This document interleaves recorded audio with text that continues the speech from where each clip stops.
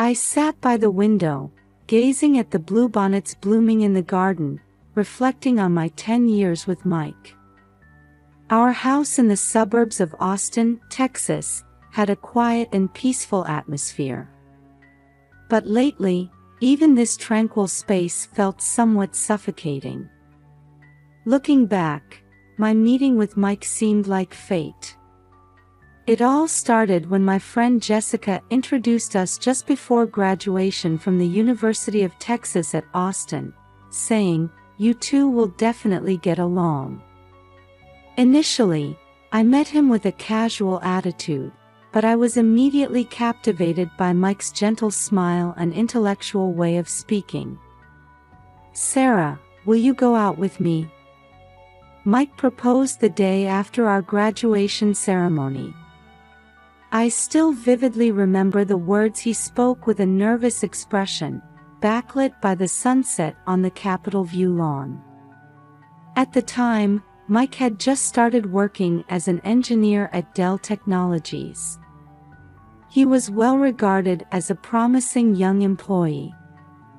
My parents also approved of Mike, with his stable profession. My father, in particular, gave his stamp of approval, saying, "He's a fine young man who values traditional Texan values." After 2 years of dating, we held our wedding ceremony at Villa Antica, a popular wedding venue in Austin. The happiness I felt that day still lingers deep in my heart. Mike in his tuxedo, me in my pure white dress, and the many family members and friends who attended. Everything was perfect, like a dream. The early days of our marriage were truly happy. On holidays, we would drive out to Lake Travis, famous for its zip lines, or enjoy music at the live houses on 6th Street. Mike took an interest in my hobbies too, attending cooking classes together and even starting gardening. But after our daughter Emma was born, subtle changes began to appear. At first, it was minor things. Mike's return home got a little later, and he had more weekend work. At the time, I tried to understand, thinking of him as a hard-working husband. "Sorry, Sarah. I'll be late again today." Every time I saw such a message from Mike, a sense of loneliness welled up inside me. But all I could manage was to reply with a smile, "Do your best." I became a full-time housewife, struggling with childcare. Taking care of Emma while managing household chores. Amidst all this, I started participating in a local moms group.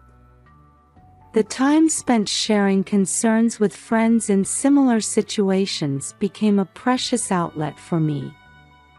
"Sarah, your husband seems so kind."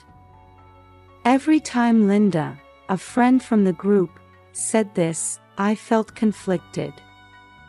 Yes, Mike was kind. But lately, it felt like that kindness was gradually fading. Outside the window, Emma was playing in the garden. Seeing her innocent smile warmed my heart. But at the same time, anxiety about whether this was okay also welled up. My relationship with Mike, our future life. I stood up with a deep sigh. "Emma, it's snack time." In my voice calling my daughter, I noticed a slightly harsh tone that I hadn't realized was there. From Emma's 7th birthday, our lives began to change dramatically. There had been gradual changes before, but from this point on, things really started to visibly differ. Mike coming home late had become an everyday occurrence. But now, the word business trip was frequently heard. At first, I thought his work had just gotten busier. Dell Technologies is a big company, and maybe Mike's abilities were recognized, and he was given more responsible work. That's what I kept telling myself. Sarah, I've got another business trip. I won't be back until Friday. Every time Mike told me this, a small anxiety grew in my chest. I tried to ask, looking into his eyes. Are you okay? Did something happen? But Mike's answer was always the same. A big project has started. Don't worry. Emma also began to react sensitively to these changes in her father. One night, I was awakened by her scream. Mama! I'm scared. I rushed into Emma's room. She was trembling under her blanket. What's wrong, Emma? I had a dream. Papa was with a scary person. At Emma's words, my heart started racing. I hugged her tightly, suppressing my anxious feelings. It's okay, Mama's here. As such days continued, one night, I was startled by the sound of the front door being roughly opened. I was shocked to see Mike returning home reeking of alcohol. Mike, what's wrong? At this hour? Interrupting my words, Mike shouted. Shut up. It's my business. Then he suddenly started punching the wall. Seeing Emma, who had jumped up startled by the noise, I made a decision. I couldn't let my daughter be scared anymore.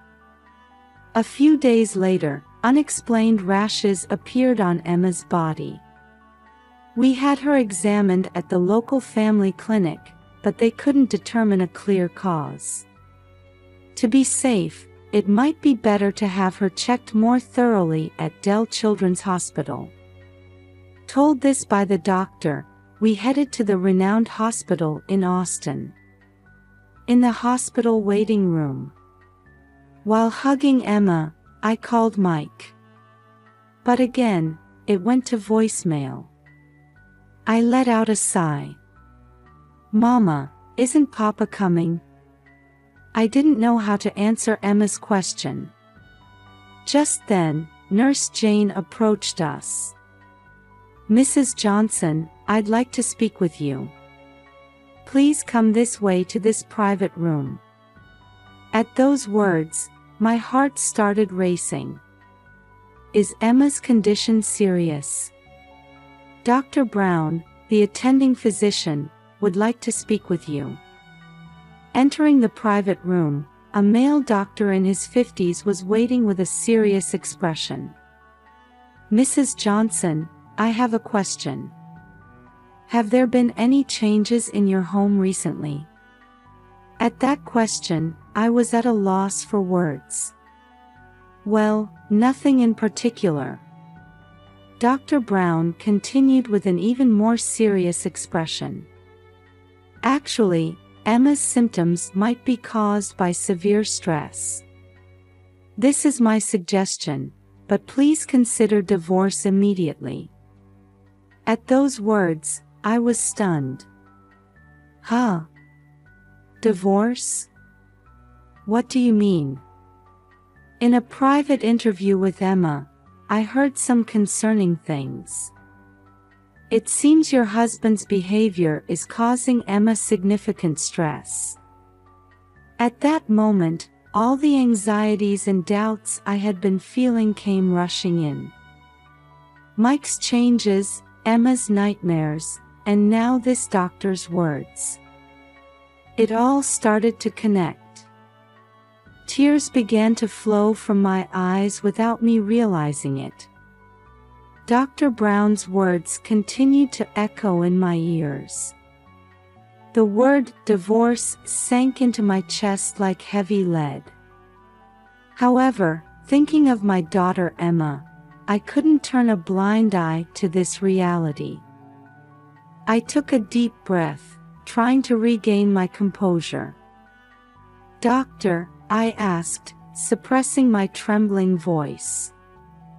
"Can you tell me specifically what Emma said?" Dr. Brown looked at me with gentle yet stern eyes and slowly began to speak. "Emma says she witnessed her father bringing an unknown woman into the house." At those words, I felt as if my heart had stopped for a moment. Mike, my husband. The unbelievable reality was slowly taking shape. Dr. Brown continued. "She also mentioned hearing violent language and behavior towards you. These events are causing Emma significant psychological stress." I was at a loss for words. Mike's infidelity and violence towards me. To think that our daughter had witnessed these things. Without realizing it, tears were flowing uncontrollably down my cheeks. "Mrs. Johnson," Dr. Brown's voice seemed to come from far away.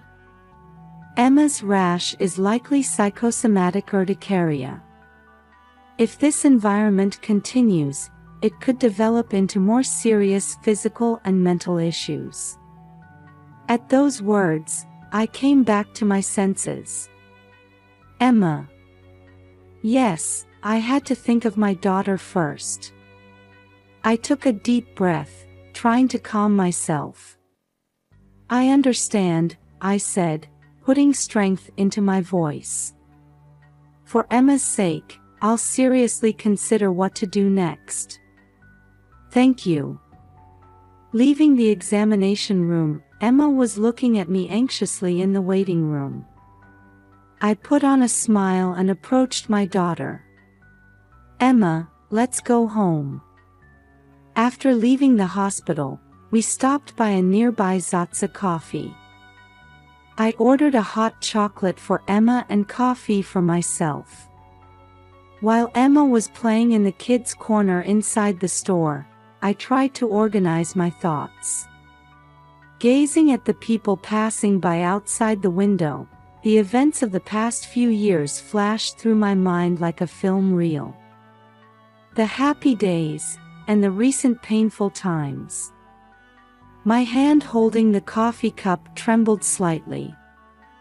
"Mama, it was delicious," Emma's voice brought me back to reality. "I'm glad you enjoyed it," I smiled, but inside, my heart was in turmoil. On the way home, holding Emma's small hand tightly, I had made up my mind. What should I do now? What could I do to protect Emma?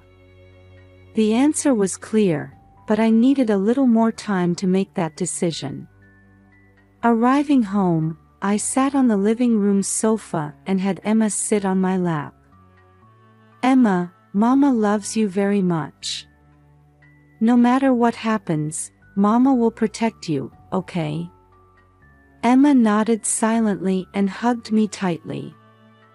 That night, after putting Emma to bed, I sat in the dark kitchen for a long time. The moonlight shining through the window illuminated my wedding ring placed on the table. Staring at that light, I was summoning courage for tomorrow. Several days passed since my decision at Zatsa Coffee. Every night, after Emma had fallen asleep, I sat in front of the living room computer, researching Texas divorce laws. The pale light from the screen cut through the quiet darkness of the night. While struggling with complex legal terms, I kept pushing forward, thinking of Emma's smile. Best interests of the child, property division, child support. Occasionally, I felt dizzy from the unfamiliar string of words. One day, when I consulted with Linda, a friend from the Moms group, at a coffee shop, she introduced me to a trustworthy private investigator. Watching the latte foam slowly disappear, Linda quietly said, "Sarah, if you have evidence, you can protect your and Emma's future." But are you sure this is what you want? I exhaled deeply and firmed my resolve.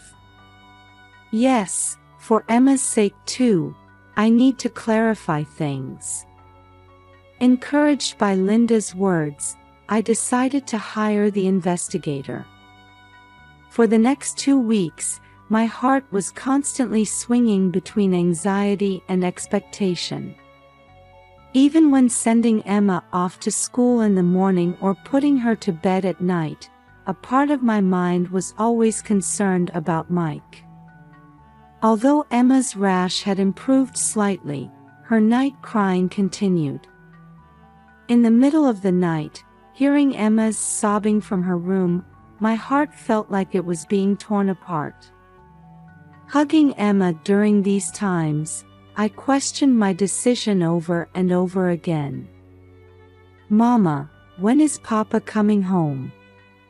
At Emma's innocent question, I was at a loss for words. I didn't want to lie. But I couldn't tell the truth either. "Papa is busy. But he's always thinking of you, Emma." My own words sounded somewhat hollow to me. Finally, I received a call from the investigator. I was shopping at the time and stopped in the vegetable aisle of the supermarket. "Mrs. Johnson, we've captured decisive evidence." At those words, my heart started racing. I almost dropped the tomato I was holding. The next day, my hand trembled as I opened the envelope from the investigator. Sitting on the living room sofa, I took several deep breaths. What came out of the envelope was a photo of Mike entering the luxury hotel, Driscoll, with a young woman. I gasped. The woman in Mike's arms looked more than 10 years younger than me. Her vibrant smile and Mike's intimate gestures.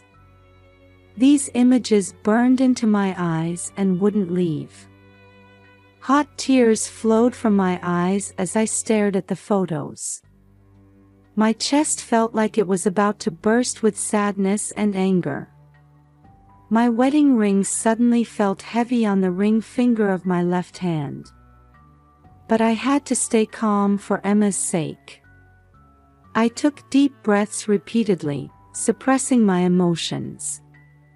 Outside the window, everyday life continued as usual. The neighbor's dog was barking in their yard, and children were riding bicycles on the street. This ordinary scene looked a bit distorted to me now. That night, I left Emma with my friend Jessica. At the doorstep, Emma looked up at me anxiously. "Mama, where are you going?"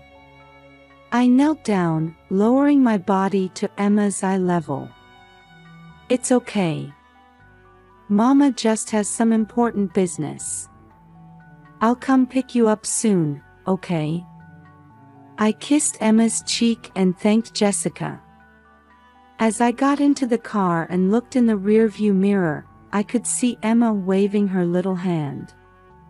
Returning home, silence enveloped me. Only the clock hands seemed to tick extraordinarily loudly, marking time. While waiting for Mike to return, I looked at the evidence photos over and over again.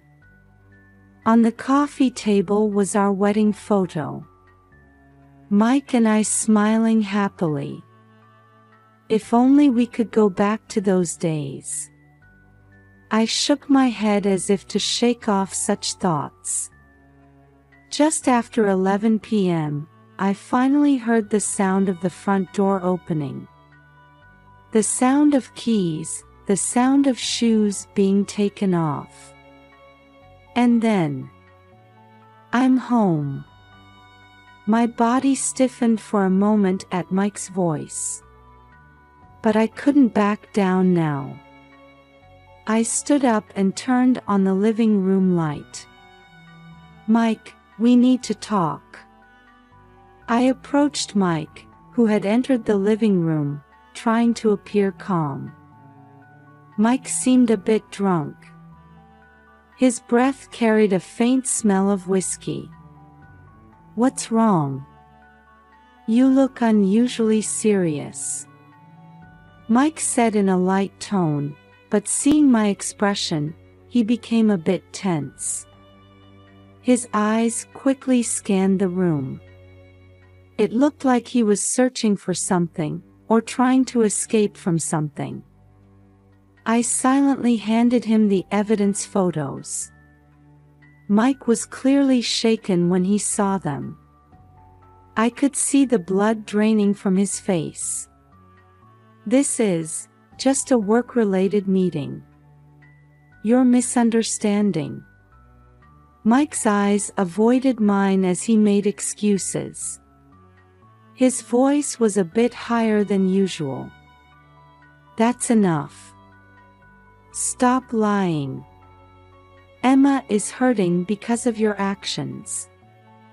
My voice was surprisingly calm, even to myself. Although internally my emotions were swirling like a storm, on the surface I was as cold as ice. Mike tried to continue making excuses, but I cut him off. "I've decided to divorce. I think this is best for Emma too." At those words, Mike's expression changed completely. Surprise, anger, and a bit of fear appeared on his face. "What? You can't just..." I faced the angry Mike with a resolute attitude. My heart was beating violently, but my expression remained calm. "If you want to fight this, I'll submit all this evidence to the court. I'll also demand custody of Emma." Mike was speechless for a moment. He seemed to have lost the will to resist in the face of my determination. His shoulders slumped a little. Silence dominated the room. In that quiet, I could hear my own heartbeat.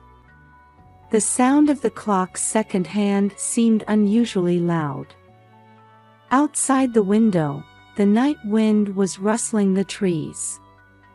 That sound seemed as unstable as our current relationship.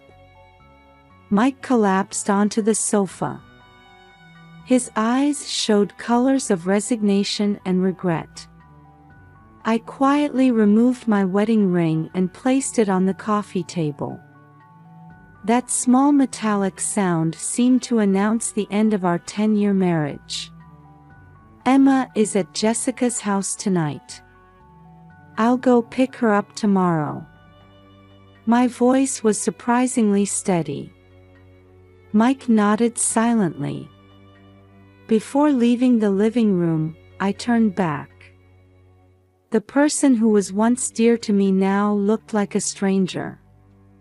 It was as if 10 years had vanished in an instant.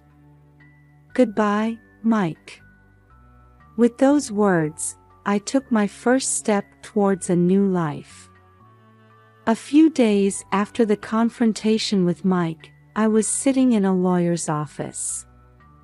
From the window, I could see the Austin cityscape. A flock of small birds flew between the skyscrapers.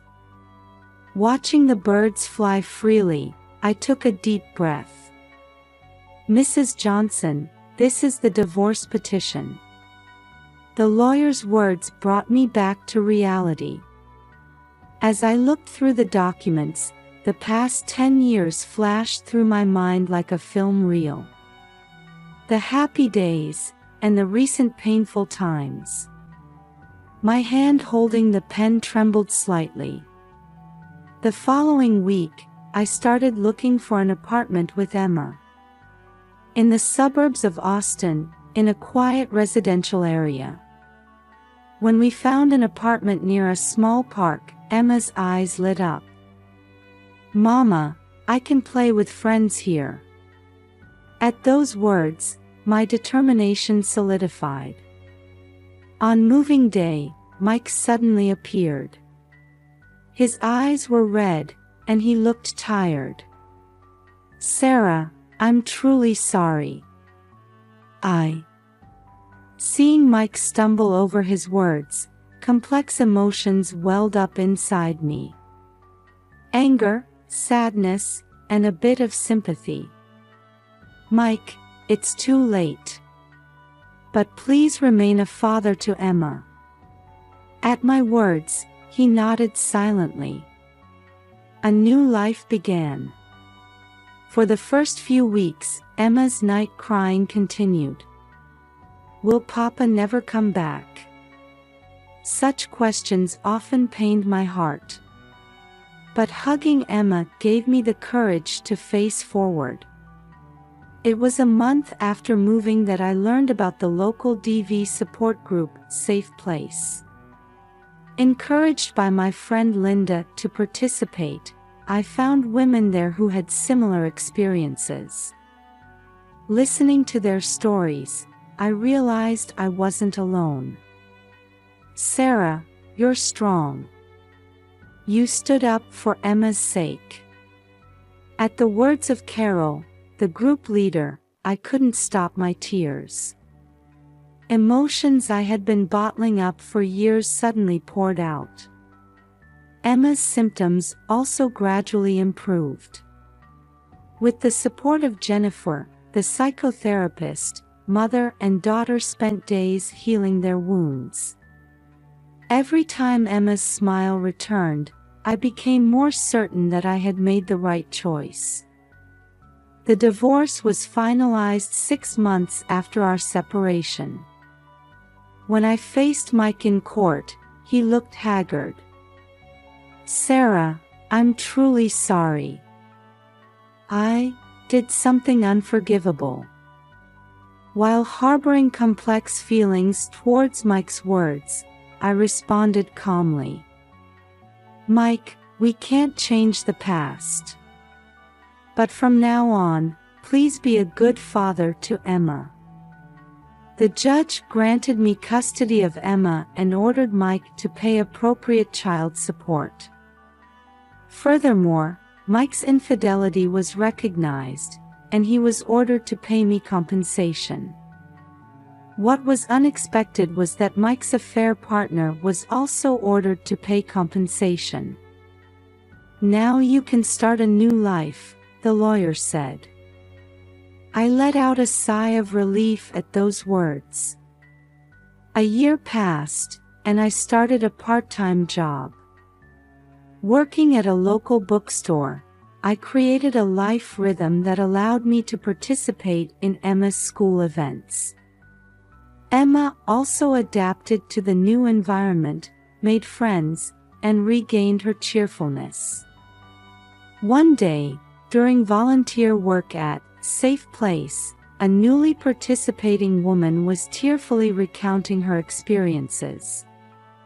Watching her, I realized that my experience could be a source of strength for others. In the group session, I stood up. We have all overcome difficulties. That experience becomes the power to help others. I was scared at first too. But I was able to stand up for Emma's sake, and for my own sake. You all have that strength too. At my words, the room fell silent.